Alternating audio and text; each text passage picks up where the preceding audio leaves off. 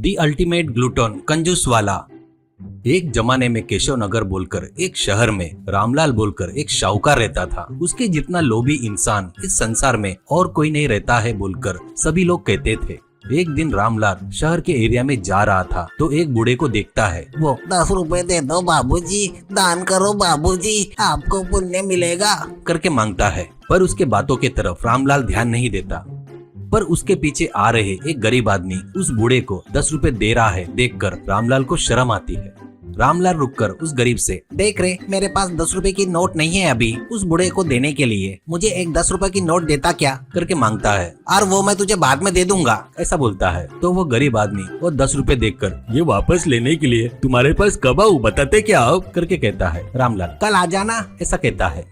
अगले दिन वो गरीब आदमी रामलाल के घर आता है। रामलाल उसी गरीब को देखकर, 10 रुपए के लिए आया है क्या? अरे यार मेरे पास 10 रुपए नहीं है, सभी बड़े नोट है, परसों आ जा ऐसा कहता है। वो गरीब रामलाल को बोले वैसा ही एक दिन रुककर अगले दिन आता है तो रामलाल गरीब से, समय पर आया यार, तू आया लेकिन मेरे पास पैसे नहीं है, कल आना ऐसा कहता है। गरीब वहाँ से जाकर अगले दिन आता है। रामलाल गरीब से, अरे यार तुझे बेवजह ही घुमा रहा हूँ रे, पर मेरे पास तेरे को देने के लिए समय पर 10 रुपए नहीं है यार, तेरे पास 100 की चिल्लर है तो दे ऐसा कहता है। तो गरीब, बाबूजी मेरे पास उतना पैसा नहीं है, आप ही कैसे भी करके मेरे 10 रुपए दिए तो मैं फिर कभी आपके पास नहीं आऊंगा ऐसा कहता है। रामलाल, अभी नहीं जमेगा यार, लेकिन 4 हफ्ते बाद आ, तब पक्का तेरे को 10 रुपए देकर मेरा कर्जा चुकता कर लूंगा यार ऐसा कहता है। गरीब चुपचाप वहाँ से चला गया और गरीब 4 हफ्ते के बाद एक दिन रामलाल के पास आता है। गरीब को दूर से आते हुए देखकर रामलाल अपनी बहन से, ए सुन, मैं जमीन पर सो जाऊंगा, मेरे ऊपर कपड़ा ढककर सिर के पास दिया जला दे और उस गरीब को मैं मर गया करके बोल देना, आज से उसका छुटकारा हो जाएगा यार ऐसा कहता है। रामलाल जैसे बोलता है उसकी बहन वैसा ही करती है। बाद में रामलाल के पास बैठकर रामलाल की बहन और पत्नी रोने लगते हैं।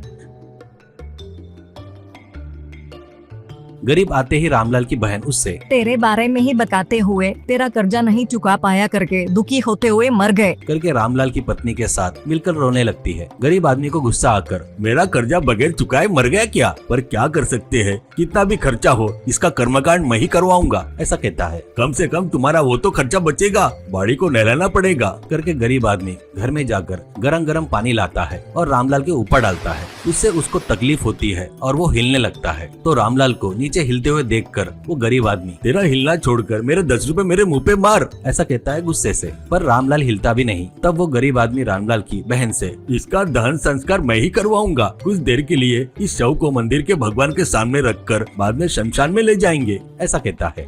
शव को मंदिर में रखते हैं। अगले दिन दहन संस्कार करने की सोचते हैं। आधी रात में कुछ चोर उस मंदिर में आते हैं।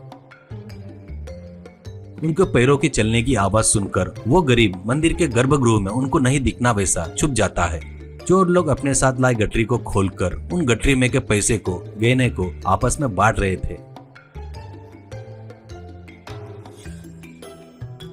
गहने पैसे बांटने के बाद एक सोने का कलश बचता है। उसके लिए चोर मेरा है करके लड़ने लगते हैं। इतने में एक चोर अपने कमर से चाकू निकालकर एक व्यक्ति को मारने जाता है।